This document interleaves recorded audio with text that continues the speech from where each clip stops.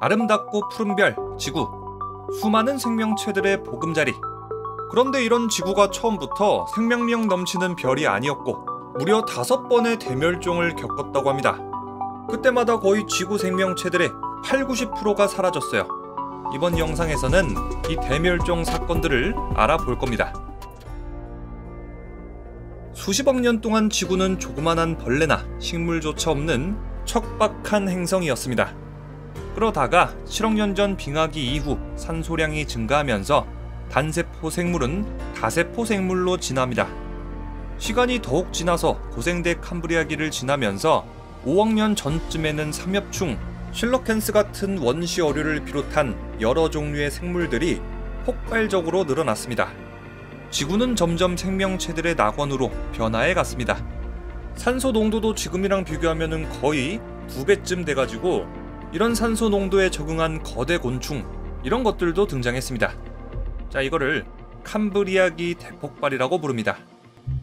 그런데 4억 5천만 년 전 오르도비스기 말에 해양 생명체 중 85%가 멸종하는 엄청난 일이 발생합니다.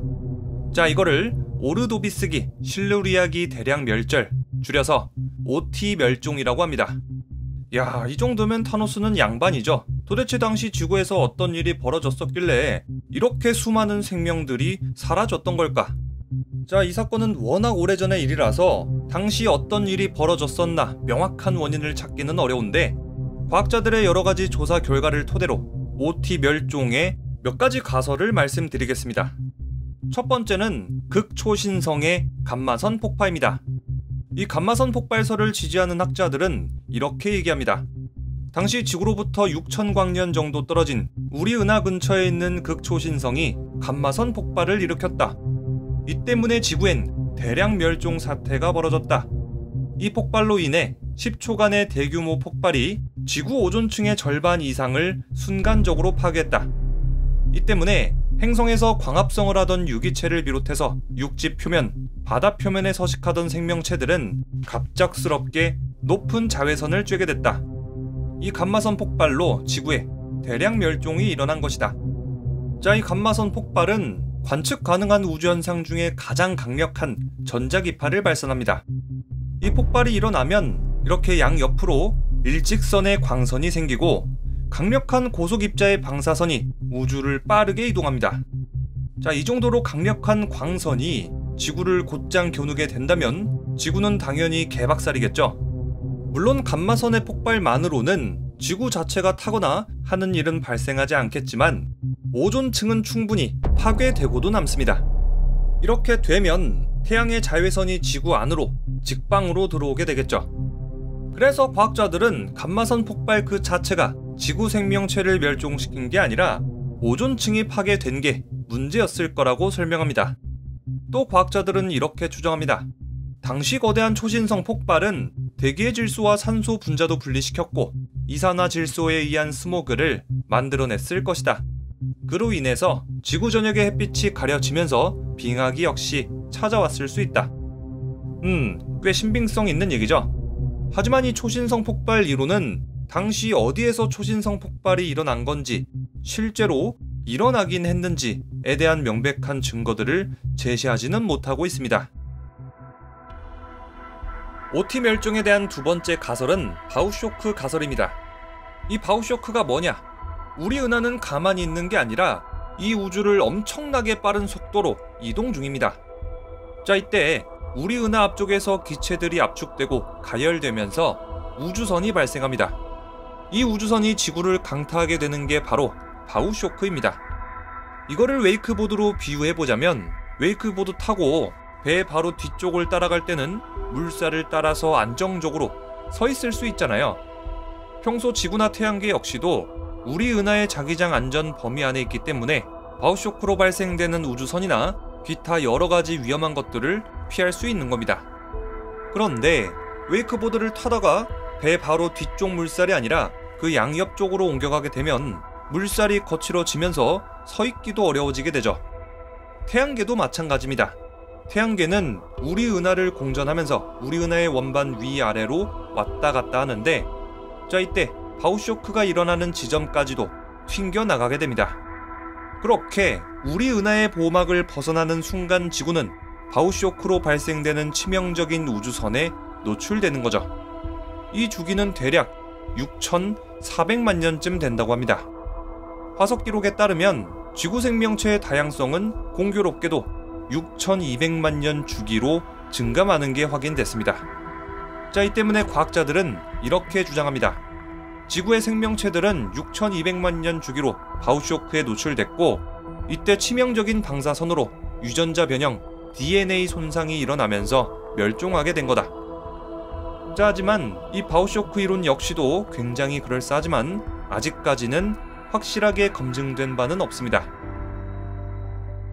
OT 멸종의 세 번째 가설은 빙하기의 도래입니다. 빙하기가 찾아왔다는 증거는 계속해서 발견되고 있는데요. 멸종 전에는 지구 대기 중 이산화탄소의 농도는 현재보다 8배나 높았습니다.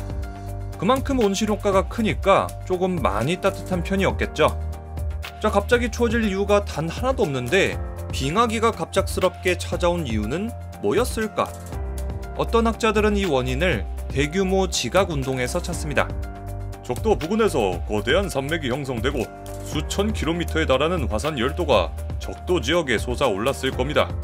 그렇게 되면 지표면에 노출된 수많은 암석들 속에 칼슘과 마그네슘이 대기 중의 이산화탄소와 반응을 시작하면서 이산화탄소가 암석에 갇히기 시작합니다. 자, 이렇게 이산화탄소의 수치가 급격하게 감소하면 변화가 시작되죠. 이산화탄소 농도가 감소하면 온실 효과가 줄어들고 그 결과 지구는 빙하기에 접어들게 된 겁니다.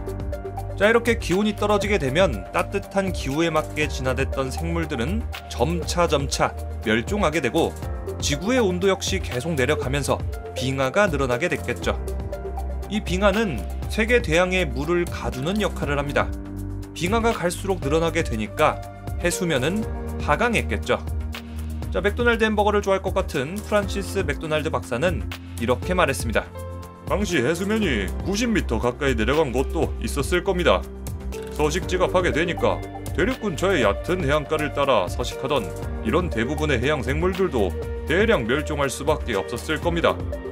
2012년 스코틀랜드의 지질학자 존 파넬 교수는 식물의 육상 진출이 대멸종과 빙하기를 불러일으킨 장본인이라고 주장했습니다.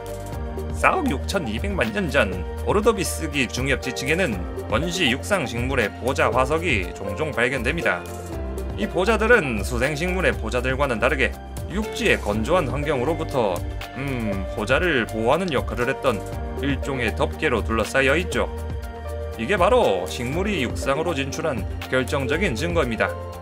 오르도비스기 중엽부터 육지를 점령하기 시작한 식물들은 성장에 필요한 무기 염료를 얻기 위해서 암석을 붕화시켰을 겁니다. 이렇게 되면 각종 무기 염료들이 암석 밖으로 나오게 되고 무기 염료를 흡수하고 나서 죽은 육상 식물들은 빗물에 씻겨서 바다로 다시 흘러 들어갔을 겁니다. 자, 이렇게 오르도비스기 말년에는 바다에 갑작스럽게 무기 염료가 쏟아진 탓에 대규모 녹조 현상이 일어나게 됩니다. 이 녹조를 세균들이 분해하는 과정에서 물에 녹아있는 산소가 대부분 소모됐고 해양 생물들은 산소 부족으로 대규모 멸종을 하게 됐을 겁니다. 게다가 물에서 산소가 사라지게 되면 탄소는 이산화탄소가 되지 못하고 그러다 보니 온실가스가 전 지구적으로 감소해서 지구 기온이 떨어지고 빙하기가 찾아왔을 겁니다. 자, 이렇게 OT 멸종의 세 가지 가설, 초신성 폭발로 인한 감마선 폭발, 바우쇼크, 그리고 빙하기까지 알아봤는데 이 셋 중에 뭐가 진짜 멸종의 원인이었는지는 정말 아무도 모릅니다. 어쨌든 시간이 지나고 빙하기가 끝나면서 OT 멸종은 마무리하게 됐고 해수면이 다시 상승하고 지구는 안정화 단계에 돌입합니다. 그리고 4억 3천만 년 전 실루리아기가 시작됩니다. 지구 오존층은 다시 형성됐고 육상 생물들이 출현하게 됐죠. 고생대 대본기 말 당시 지상에는 육상 식물과 거미, 전갈 같은 생물체도 나타났고 최초의 양서류라고 할 수 있는 엘피스토스 테갈리아라는 생명체가 해안에 나타납니다. 최초의 숲이 생겨났고 곤충이 등장했죠. 생명의 다양성이 완전히 회복된 겁니다. 그런데 엘피스토스 테갈리아가 해안에 나타난 직후 두 번째 대멸종이 발생합니다. 이 두 번째 대멸종은 지구 생명체의 70%가 사라지게 만들었죠. 2차 대멸종의 원인은 이번에도 빙하기입니다. 2차 대멸종은 크게 두 개로 나뉘는데요. 첫 번째는 3억 7천만 년 전 잦은 해수면 변화로 인해서 해양 생물들이 막대한 타격을 입은 켈바서 사건. 두 번째는 약 3억 6천만 년 전 빙하기 해수면 하강에 이어서 급격한 해수면 상승으로 해양 생태계와 지상 생태계 모두를 절멸로 몰고 간 한겐베르크 사건. 당시 지층에는 해저 산소량이 감소하고 동시에 탄소 매장이 폭증한 흔적이 나타납니다. 당연히 첫 번째 대멸종 사태처럼 생물들은 막대한 타격을 받았죠. 그런데 2차 대멸종 역시도 정확한 어떤 요인 때문에 지구의 대멸종을 불러일으켰는지는 확실치 않습니다. 첫 번째 대멸종 때처럼 극초신성의 감마선 대폭발 때문에 혹은 식물들 때문에 이런 현상이 일어났다 라는 추측들만 있을 뿐이죠.